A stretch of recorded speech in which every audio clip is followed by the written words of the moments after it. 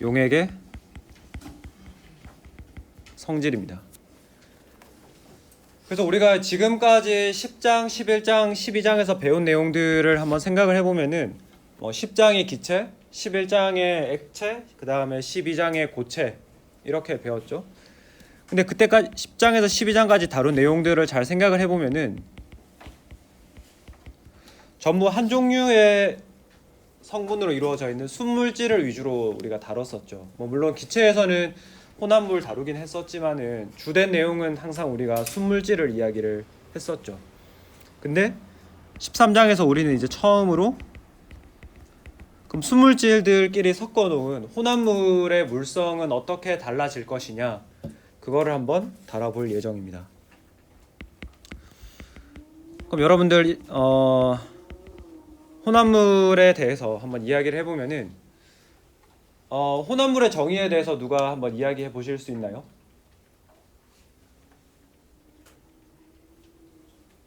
여러분 일반학원 누구한테 배우셨죠?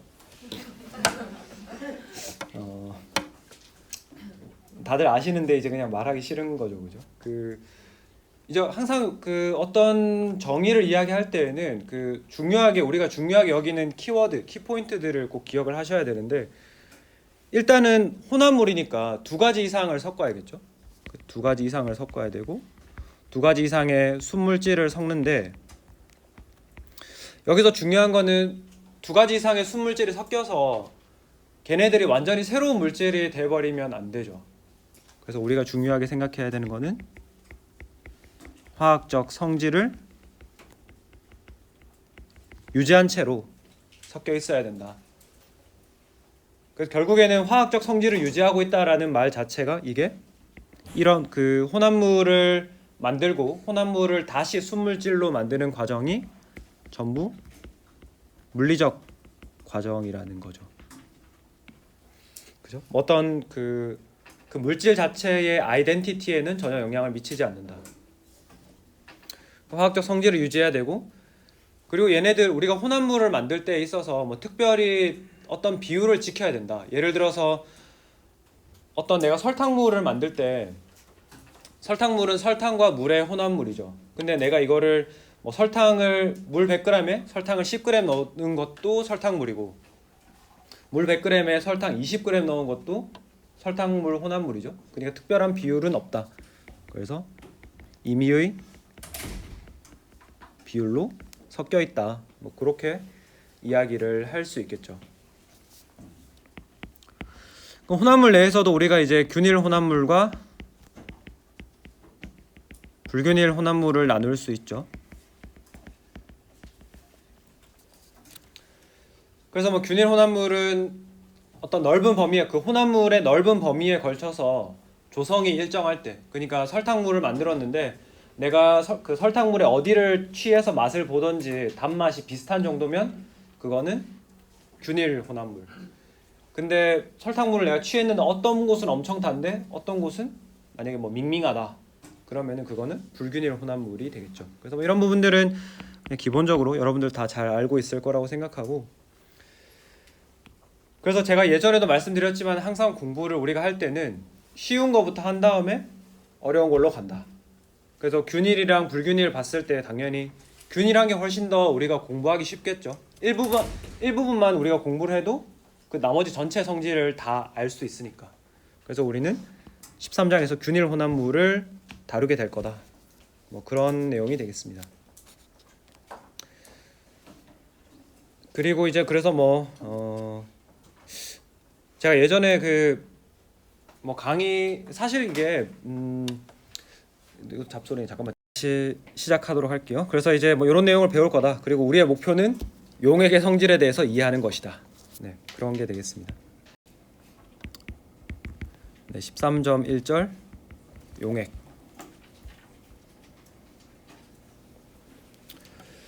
네, 용액이라고 하면 우리가 여러분들이 용액이라는 말을 들으면은 제가 앞에서도 이야기했지만 설탕물이니 소금물이니 이런 이야기를 많이 해가지고 아마 여러분들 머릿속에 가장 먼저 떠오르는 것은 그런 액체 상태에다가 뭔가 고체를 집어넣어서 녹인 이런 형태를 많이 생각을 할 거예요. 근데 용액도 우리가 좀 더 세분화해서 나눠 볼 수가 있거든요. 그래서 앞에서 말씀드린 것처럼 용액은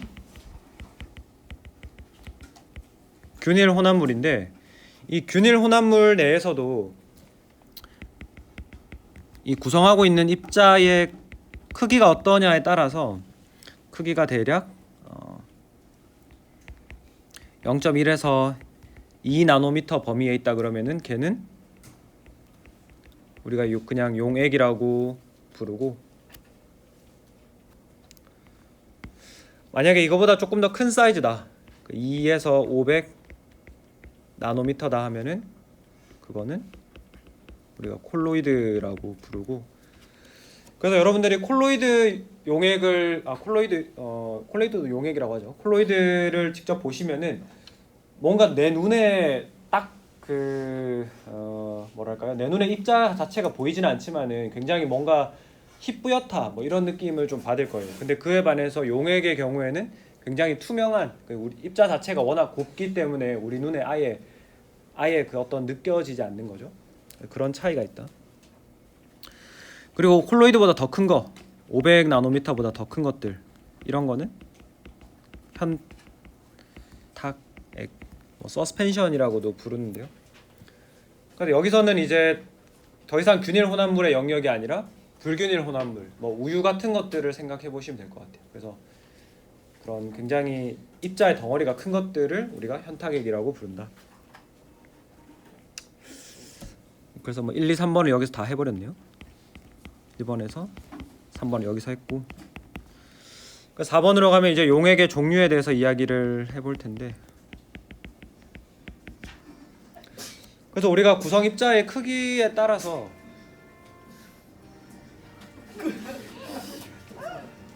나 무슨 휴대폰 그 게임 음악인 줄 알았네. 그래서 잠시만요.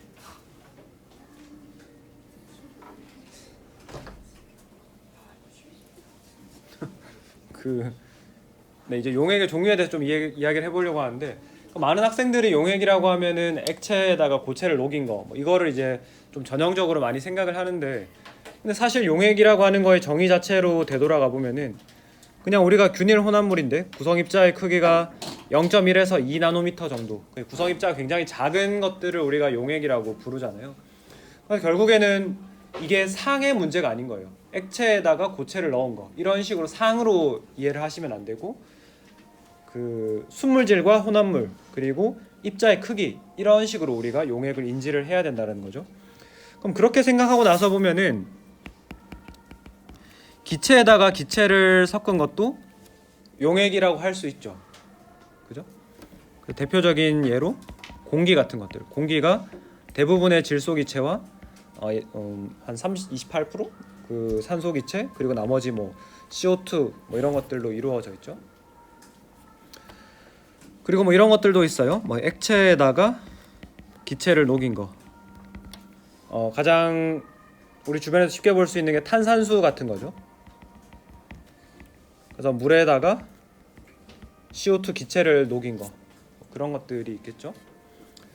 그래서 아무튼 이런 식으로 해서 여러 가지가 있다. 그래서 우리가 너무 이 용액이라고 하는 거를 액체 더하기 고체로만으로 한정지어서 생각할 필요는 없다. 그렇게 이해하시면 되겠습니다.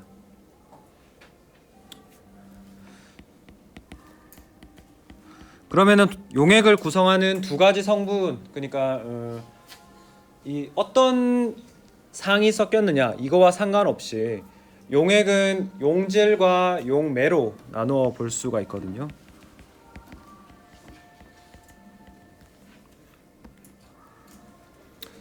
그럼 예를 들어서 이렇게 한번 여쭤볼게요. 그럼 소금물에서 뭐가 용질이고 뭐가 용매일까요? 소금이 용질이고 물이 용매죠. 혹시나 좀 다르게 생각한다, 누가 있나요? 좀 다르게 생각한다. 다르게 생각한다고 해서 제가 질문하거나 그러진 않을게요.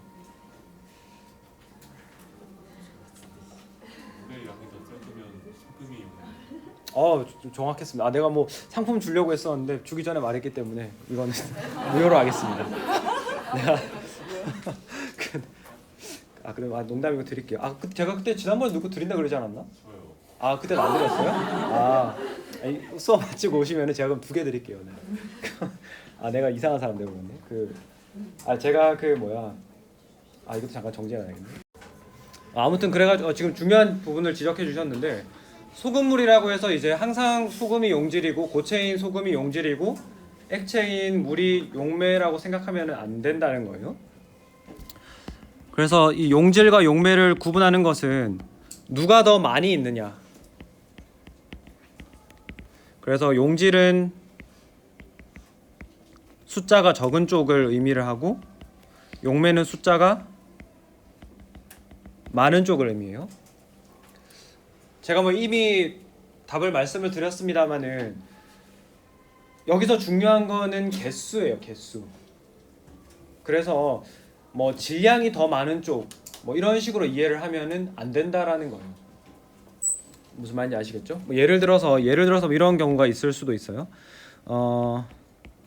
A라는 물질 100g이랑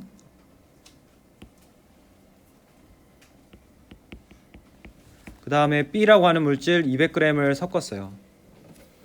그럼 이것만 이 질량만 보고서 많은 쪽이, 그때 그 교수가 B가 더 많은 쪽이 용매라고 했으니까 B가 용매겠네, 이렇게 하면은 안 된다라는 거예요.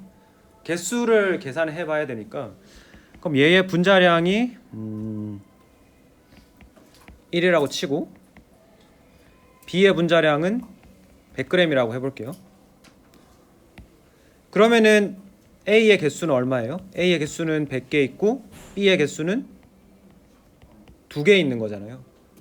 이렇게 개수로 판단하면은 그러면은 A가 훨씬 많은 거죠. 개수가 더 많은 쪽이 중요하다. 그래서 A가 용매가 되고 B가 용질이 된다라는 거예요. 왜 개수로 생각해야 되는지는 바로 요 다음 절에 가면은 우리가 용액이 만들어지는 용해 과정을 보면은 이해하실 수가 있을 거예요. 됐나요? 네.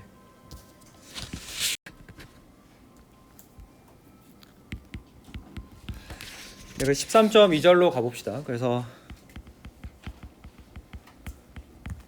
엔탈피 변화와 용해 과정. 그냥 어떤 화학 반응, 물리적인 과정이 일어날 때 우리가 항상 생각을 할 수 있는 거는 그 과정을 우리가 연력학적인 관점에서 생각해 볼 수 있어요. 그러니까 연력학적인 관점에서 생각한다는 거는 결국 깁스 자유 에너지를 가지고 얘가 반응이 진행이 될 거냐, 반응이 진행이 되지 않을 거냐라는 거를 판단할 수 있다라는 이야기죠. 근데 우리가 깁스 자유 에너지를 이야기하려면은 깁스 자유 에너지의 구성 성분이 뭐예요? 델타 H 마이너스 T 델타 S 이렇게 되니까, 그래서 엔탈피 변화 부분, 엔탈피 부분과 엔트로피 부분 이렇게 나누어서 생각해 볼 수 있죠. 그래서 좀 앞쪽에서 우리가 엔탈피 부분을 먼저 한번 이야기를 해보고 바로 13.3절에서 그 엔트로피 부분도 한번 고려를 해보도록 할게요. 먼저 그 열변화 관련 부분만 한번 생각을 해보면은, 첫 번째, 우리가 어떤 용질이 용매에 녹아 들어가는 과정을 우리가 용해라고 이야기해요. 용해라고 이야기하는데, 그럼 이 용해라는 과정을 우리가 이렇게 이해를 해볼 수 있을 것 같아요. 우리 책에 그림 13.1을 책이 있으신 분들은 그림 13.1을 보시면 되고, 책이 없으신 분들은 저의 조각한 그림을 보시면 됩니다.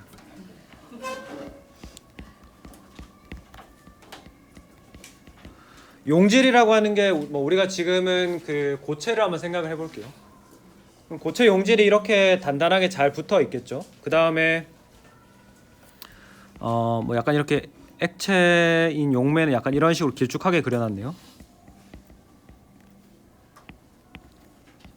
이렇게 있다고 쳐볼게요. 이렇게 되는데, 그럼 얘네들이 결국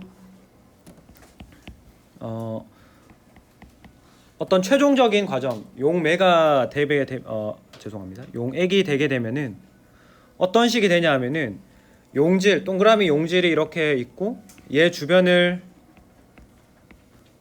용매가 둘러싸는 뭐 그런 형태로 만들어지겠죠. 그죠? 근데 우리가 이거를 요 과정을 다이렉트하게 용질 고체 상태, 용매 액체 상태에 있다가 두 개가 섞여서 이런 용액 상태가 되는 거를 다이렉트하게 그 과정을 묘사할 수 있으면은 가장 좋겠지만, 근데 그게 지금 쉽지가 않죠. 이 사이에 무슨 일이 일어나는지 우리가 모르잖아요. 그러면 우리가 이거를 우리가 좀 더 생각하기 쉬운 스텝으로 잘라도 이렇게 결정한 이 패스웨이, 이 경로를 따라서 결정한 델타 H, 엔탈피 변화나 우리가 뭔가 상상의 과정을 도입해서 만든 경로나 두 개의 엔탈피 변화는 같죠, 그죠? 우리가 예전에 9장인가? 8장인가 9장인가 모르겠네. 그 연력학 일반학 1에서 배웠던 내용을 생각을 해보시면 헤스 법칙이란 거. 그 처음과 끝 과정이 같으면은 중간에 어떤 경로를 통해서 두 개를 연결하던지 간에 어떤 경로를 취해서 계산했던지 간에 그 엔탈피 변화는 항상 같죠, 그죠? 그래서 우리가 이거를 모르니까 두 번째 과정을 통해서 한번 해보면은 생각해 볼 수 있는 거는 뭐 이런 과정일 거예요. 먼저 용질 입자를 다 잘게 뜯어내는 거예요. 용질을 마치 기체처럼 서로 상호작용이 없도록 다 뜯어내는 거예요. 그러면은 여기에 수반되는 에너지가 얼마나 될까요? 이때의 델타 H. 이게 에너지가 수반이 될까요? 에너지가 방출되는 과정일까요? 그러니까 에너지를 필요로 할까요? 에너지를 내뱉을까요? 에너지를 필요로 하겠죠, 그죠? 왜냐하면 내가 이미 잘 정렬된 안정화된 고체 상태로 잘 있는데 걔네들의 상호작용을 다 끊어내가지고 독립적인 입자를 만들려고 하니까, 그죠? 흡열 과정이겠죠.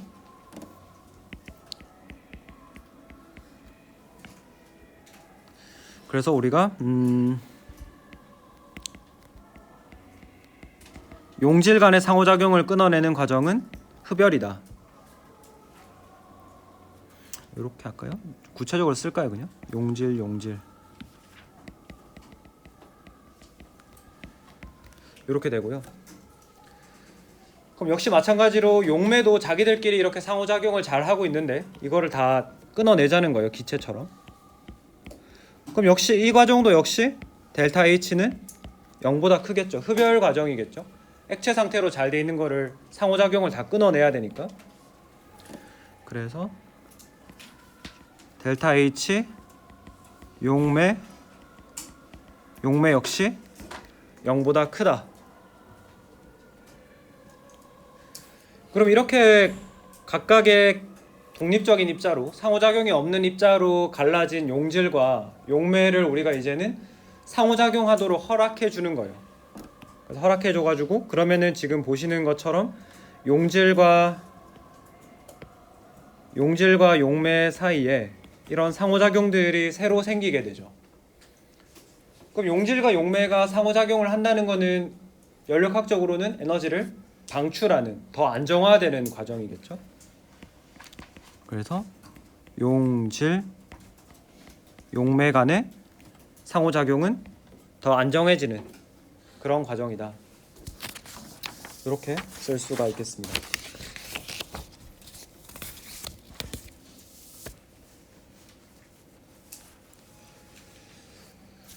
그래서 이렇게 해서 쓰고 나서 보면은 결국에는 델타 H 용해 과정, 그죠? 이게 지금 1번 경로를 따라 쓴 게 델타 H 용해가 되잖아요.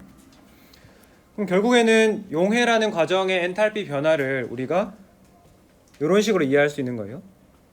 요것들의 합으로, 그죠? 용질 간의 상호작용을 끊고 용매 상호작용 끊은 다음에 용질과 용매 사이의 상호작용을 새로 허락해 줌으로써 에너지가 안정화되는 그런 거예요. 그럼 에너지 다이어그램을 한번 그려보면 뭐 이런 식일 거예요. 여기가 이렇게 할까요? 용질과 용매가 따로 떨어져 있을 때의 에너지를 우리가 뭐 정확한 값은 모르지만 이 정도 된다라고 해볼게요. 그리고 나서 뭐 예를 들어서 용액을 만들었을 때 용액이 더 안정하다. 그럼 요렇게 표현할 수 있겠죠. Y축이 지금 에너지예요. 엔탈피 변화라고 합시다. 엔탈피라고 합시다. 그럼 결국에는 우리가 지금 이거를 계산하고 싶었는데 이거를 델타 H 용해를 계산하고 싶었는데 이거를 바로 계산을 못하니까 세 스텝으로 나눈 거죠. 첫 번째는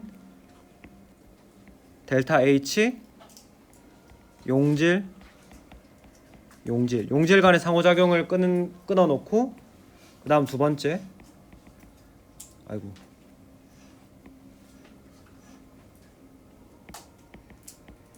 용질과 용매죠. 저 계속 밖에서 뭐가 들리니까 무슨 말인가 싶어가지고 계속 귀가 저기 이렇게 되는 거죠. 그럼 지금 여기 꼭대기 지점에 올라왔을 때는 용질과 용매가 다 산산이 분리되어 있는 그런 상태가 되겠고, 그럼 이 상태에서 이제 상호작용을 허용해 줌으로써 용질과 용매가 상호작용을 함으로써 글자 잘 안 보이나요 이거는?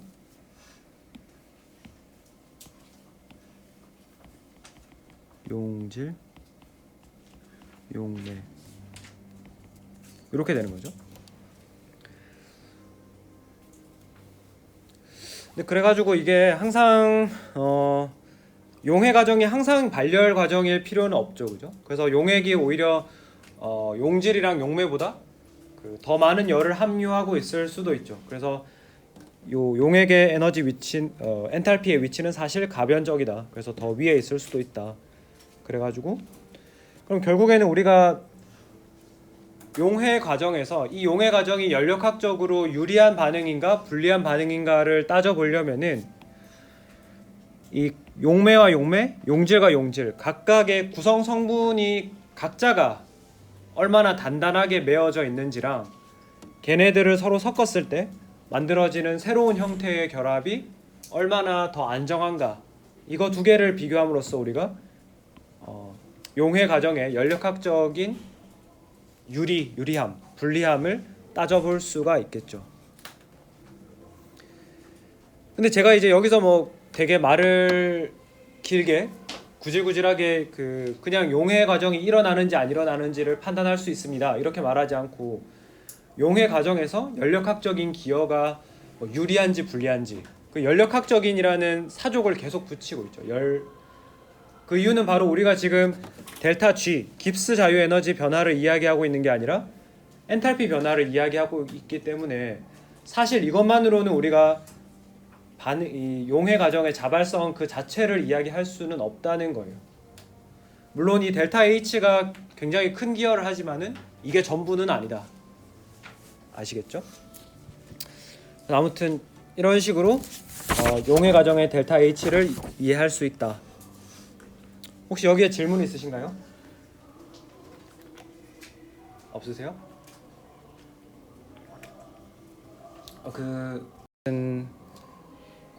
아무튼 인천대공원 좋더라고요. 한번 안 가보신 분들도 한번 가보시고. 그리고 뭐 13.2절까지 했으니까 이제 13.3절로 가봅시다. 제가 이제 뭐 중간에 헛소리를 많이 하긴 하는데 근데 우리 그래도 진도가 굉장히 빨라가지고 네, 걱정하지 않으셔도 괜찮습니다.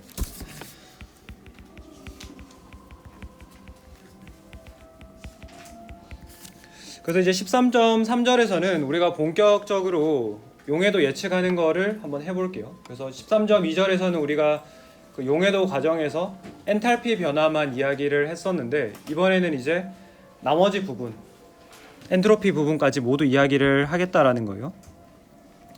그래서 우리가 어떤 과정의 자발성을 예측할 때는 델타 G를 활용을 하는데, 그럼 용해 과정에서의 깁스 자유 에너지 변화를 이해를 하려면은 용해 과정에 수반되는 열 변화 델타 H 용해와 T 델타 S 용해, 이렇게 같이 고려를 해야 된다라는 거죠. 그래서 이 델타 G 용해를 제대로 이해하려면은 델타 H, 델타 S 모두 해야 된다. 그러면 델타 S 용해의 부호를 우리가 정확한 값은 워낙 케이스 바이 케이스로 다르니까 모르지만은 용해 과정의 부호를 한번 생각을 해볼게요. 부호를 생각해 보면은 어떤 고체 용지를 뭐 액체 용매에다가 집어넣는 상황을 생각해 볼게요. 꼭 이런 케이스가 아니더라도 두 개의 물질을 섞는다는 거는 어떻게 보면은 내가 가질 수 있는 부피가 더 커지는 거고 어떤 물질이 배치될 수 있는 방법의 수, 경우의 수가 더 늘어나는 거겠죠. 그죠? 나 혼자 있는 것보다 예를 들면 뭐 이런 거예요. 사람이 혼자 지금 여기 지금 여러분들 다 개별적으로 이렇게 혼자 있잖아요. 근데 만약에 제가 여러분들한테 뭐 2명씩 짝을 지어 보세요. 그럼 2명씩 짝 지을 수 있는 경우의 수가 굉장히 또 많이 늘어나죠. 3명씩 짝 지어 보세요. 그럼 또 더 늘어나고. 그래서 그런 것처럼 더 많이 섞이면은 그 섞여서 입자의 개수가 많아지면은 같은 에너지 상에 가질 수 있는 경우의 수, 배치의 숫자가 훨씬 더 늘어나요. 그럼 경우의 수가 늘어난다라고 하는 거는 이 용해 과정이 결국에는 엔트로피적으로 봤을 때는 유리한 과정이라는 거죠. 맞나요? 무조건적으로 유리해요. 무조건적으로 섞이기 때문에 우리가 이거를 일반학 2의 뭐 거의 마지막 18장에 가면 엔트로피를 다시 한번 이야기할 거라서 사실 그거를 먼저 이야기하고 이걸 했으면 여러분들이 더 쉽게 받아들일 텐데 뭐 그래도 이해하실 수 있을 거라고 믿어요. 이렇게 설명을 하면은 그 용해 과정에서 엔트로피의 값은 양의 값을 가진다. 그래가지고 그 말은 뭐냐 하면은 비록 델타 H 용해가 에너지를 흡열하는 에너지적으로 좀 페널티가 있다고 하더라도 만약에 용해 과정에 수반되는 엔트로피 변화가 충분히 크다라고 하면은 이게 음수가 될 수 있죠. 맞나요? 얘가 아무리 양수라도 이 뒷부분에 얘가 기여도가 커가지고 전체는 빼기 했을 때 양수 빼기 양수도 음수가 될 수 있잖아요. 그죠? 근데 반대로 용해 과정이 발열 과정이다 계산을 해보니까 그럼 이건 어때요? 이거는 뭐 우리가 이거를 깁스 자유 에너지 계산 안 해봐도 되죠. 이거는 무조건 음수가 될 수밖에 없어요. 그죠? 그래서 이런 식으로 두 개의 케이스로 나눠서 우리가 용해 과정을 이해를 해볼 수가 있겠습니다. 그래서 우리가 그 염화 소듐 NaCl이 실온에서 298 켈빈에서 용해가 되냐 되지 않느냐 그걸 한번 실제 계산을 해볼게요. NaCl 용해 과정 298 켈빈이에요. 그러면은 용해 과정이 자발적이냐 비자발적이냐를 판단하려면 우리가 델타 G를 계산해야 된다고 했는데 델타 G의 구성 성분인 지금부터 용해란 말을 다 좀 아래 첨자에서 뗄게요. 그냥 어차피 지금 우리가 이야기하는 게 용해밖에 없으니까 델타 H가 3.9 kJ/몰이고 델타 S는 43.4 J/몰K예요. 그럼 이 주어진 값으로부터 우리가 델타 G를 계산하는 거는 어렵지 않죠. 델타 G를 계산하는 거는 델타 H 마이너스 T 델타 S로 계산을 하면 되죠. 그래서 뭐 계산할 때 이제 여러분들이 주의하셔야 되는 거는 엔탈피는 주로 킬로줄 단위로 주어지고 엔트로피 변화는 줄 단위로 주어지기 때문에 단위를 주의하셔라. 그래서 그냥 우리가 줄 단위로 다 통일해가지고 계산해보면은 3900줄 빼기 298 켈빈 온도 곱하기 엔트로피 변화 43.4 이렇게 되죠. 이렇게 하면 이 값이 마이너스 4.0 kJ/몰 K 뭐 이렇게 얻어지네요. 이 계산이 맞나? 제가 한번 빠르게 해보겠습니다. 298 곱하기 그러네, 맞네요. 네. 아무튼 이렇게 되기 때문에 이 델타 G가 굉장히 음의 값으로 큰 값이에요. 이 정도면은 굉장히 커서 NaCl은 우리가 물에 넣으면은 굉장히 잘 녹죠. 굉장히 잘 녹는다는 것을 알 수가 있습니다. 그럼 근데 우리가 그러면 이런 것들도 해볼 수 있어요. 그럼 여러분들이 NaCl을 물에 넣었을 때 만약에 좀 덜 녹아 있다. 녹이려고 하면 뭐 우리가 저어 본다든지 아니면은 물의 온도를 높일 수 있죠. 그럼 물의 온도를 높이면은 NaCl이 더 잘 녹죠. 그럼 반대로 이야기하면은 온도를 낮추면은 NaCl이 더 잘 안 녹겠죠. 근데 그러면은 정말 우리가 온도를 낮추다 보면은 NaCl이 녹지 않는 온도도 있을까? 뭐 그런 생각을 해볼 수 있잖아요. 그래서 그러면은 그런 온도를 한번 찾아봅시다. 그래서 우리가 NaCl이 용해되지 않는 온도, 용해되지 않는 온도를 찾으라고 하는 거는 NaCl이 용해되는 속도와 그 다음에 용해되어 있던 NaCl이 석출되는 속도가 같은 지점을 찾으라는 거예요. 이해되나요? 그러니까 뭐 이런 거예요. 세로 축을 온도라고 했을 때에 온도가 높아지면 높아질수록 용해가 잘 되잖아요. 올라갈수록 용해가 잘 되고 용해가 잘 안 되죠. 그러면 이게 언젠가는 용해가 잘 되는 지점 델타 G가 음수인 지점이 있고 용해가 안 되는 지점 델타 G가 양수인 지점인데, 그럼 음수에서 양수로 변해가려고 하면은 어느 순간에는 델타 G가 0인 지점을 반드시 한 번은 지나야 되죠. 그죠? 음수에서 양수로 가려면은 0을 통과해서 지나가야 되잖아요. 그 지점이 델타 G가 0이 되는 지점이고, 그럼 용해 과정에 있어서 델타 G가 0이다라고 하는 거는 그거는 어떤 두 개의 좌측으로 가는 반응, 우측으로 가는 반응이 평행에 도달해 있다. 즉 두 개의 속도가 같다는 이야기예요.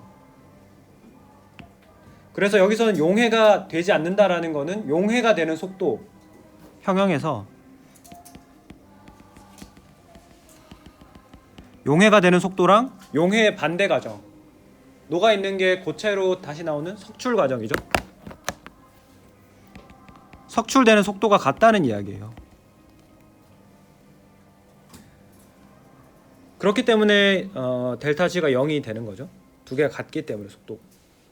그럼 델타 G가 0인 지점을 찾으면 돼요. 그래서 델타 H는 3900 줄/몰이고 델타 S는 43.4 줄/몰 K죠. 델타 G가 0이라는 거는 온도가 델타 S분의 델타 H로 주어진다. 그래서 이거를 계산하면은 물의 온도를 우리가 90켈빈까지 낮출 수 있다면은 소금이 녹지 않는 그런 형태가 될 수 있다라는 거죠.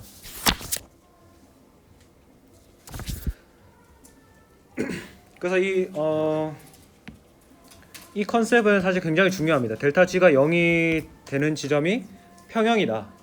그래서 그 지점에서 우리 어떤 반응이 용해가 말로는 전부 문제는 전부 그렇게 나오죠. 용해가 되다가 안 되는 지점, 끓다가 안 끓는 지점, 하여튼 그런 식으로 표현이 되는데, 여러분들이 그런 화학적으로 표현된 단어 혹은 문장들을 델타 G의 관점으로 해석할 수 있는 어떤 화학적인 통찰력이라고 하면 너무 거창하긴 하지만 그런 게 필요하겠죠.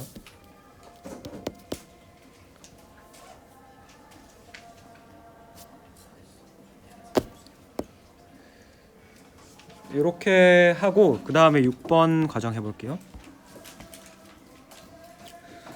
그러면은 실제적으로 우리가 어떤 뭐 소금이랑 물 뭐 아니면은 소금을 벤젠에 녹일 수 있을까? 뭐 이런 실제적인 사례에 대해서 우리가 한번 답을 좀 해보도록 할게요. 그래서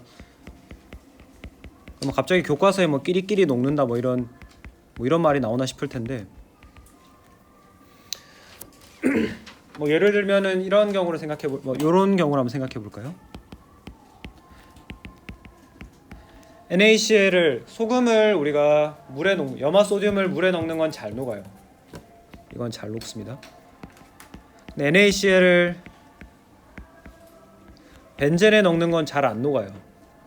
이런 것들을 우리가 어떻게 설명할 수 있을 거냐, 저 앞에서 배운 것들을 바탕으로 한번 그거를 생각을 해볼게요.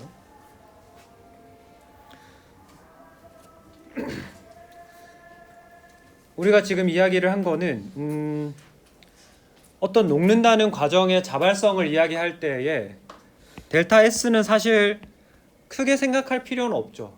그 여부를 판단할 때. 왜냐하면 얘는 무조건 양의 값을 가지기 때문에 무조건 얘는 녹는 게 유리하다는 쪽으로 시그널을 계속 줄 거예요.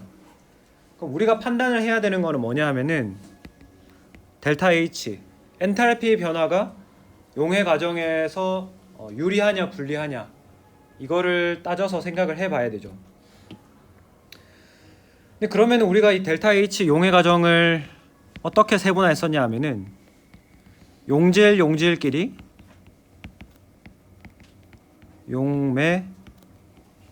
용매끼리 거기에다가 빼기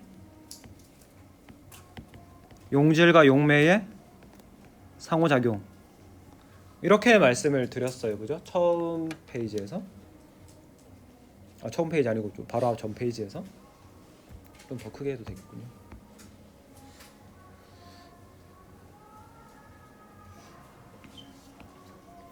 이렇게 되는데 예를 들어 첫 번째 시스템을 한번 봐봅시다. NaCl이랑 H2O. NaCl 여기서 지금 NaCl을 용질이라고 생각해 볼게요.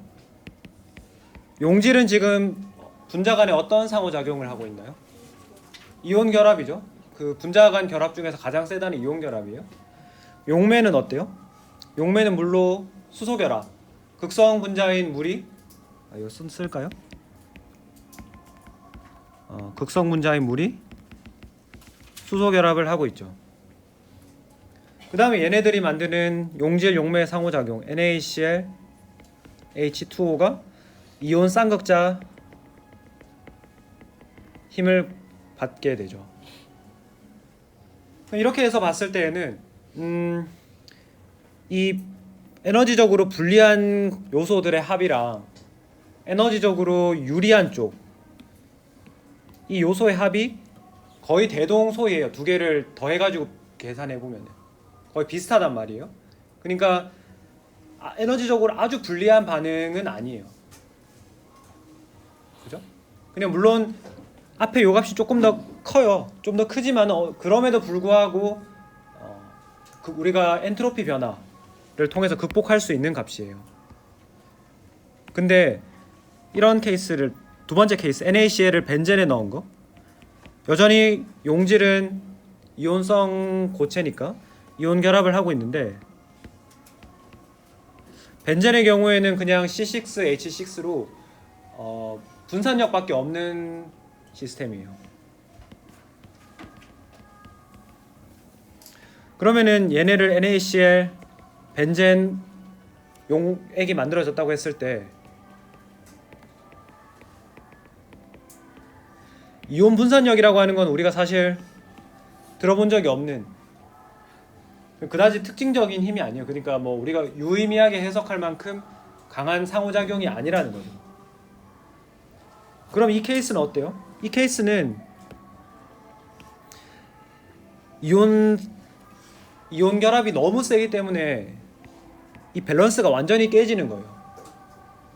그래서 NaCl을 벤젠에다가 녹이는 거는 연력학적으로 엄청나게 불리하기 때문에 우리가 아무리 엔트로피 텀이 양의 값을 가지고 그걸 까먹는다고 하더라도 뭐 이렇게 되는 거예요. 그림을 그리자면은 NaCl 벤젠의 경우에는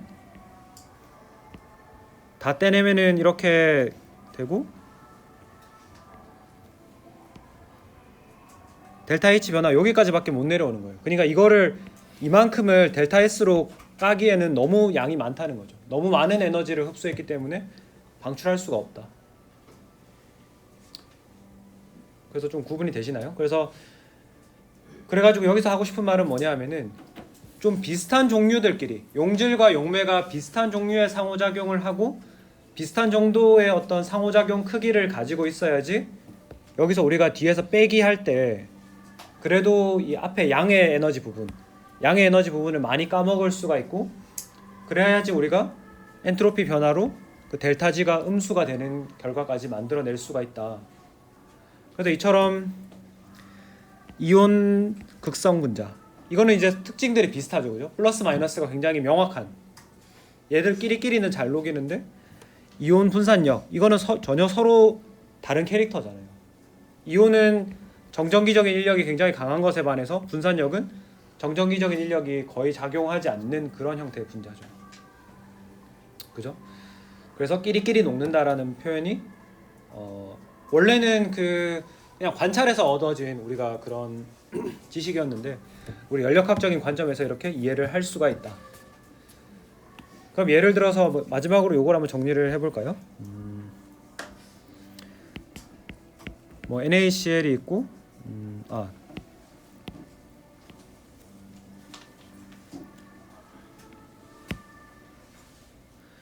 예를 들어서 여러분들에게 뭐 CH4 메테인 가스가 있다.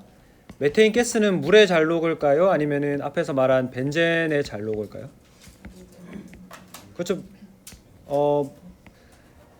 그러면 그 CH4 메테인이 극성 분자냐 뭐 무극성이냐 이런 거를 먼저 따져보면 될 텐데 얘는 무극성 분자잖아요. 무극성 분자니까 극성 분자인 물에보다는 무극성 분자인 벤젠에 훨씬 잘 녹겠죠. 왜냐하면은 무극성 분자인 CH4 메테인을 물에다 집어넣으려고 하면 어떤 문제가 생기냐면은 물 분자는 지금 자기들끼리 너무 단단하고 잘 결합을 잘 만들고 있는 거예요.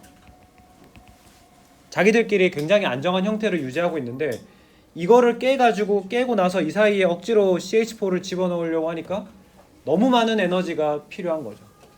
그죠? 굳이 이 안정한 거를 깨가지고 넣으려면 쉽지 않다. 그럼 NaCl은 왜 가능하냐? 이거를 깨는데 분명히 에너지가 들어가지만은 Na 플러스 Cl 마이너스와 같은 이온들이 들어가면은 또 새로운 형태의 이온 쌍극자 힘이 만들어져가지고 그 에너지가 올라간 부분을 좀 보충을 할 수 있다, 내려올 수 있다라는 거죠.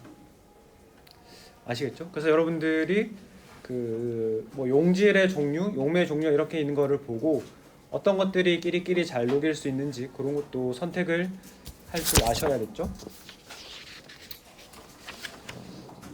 그래요, 뭐 이렇게 하고.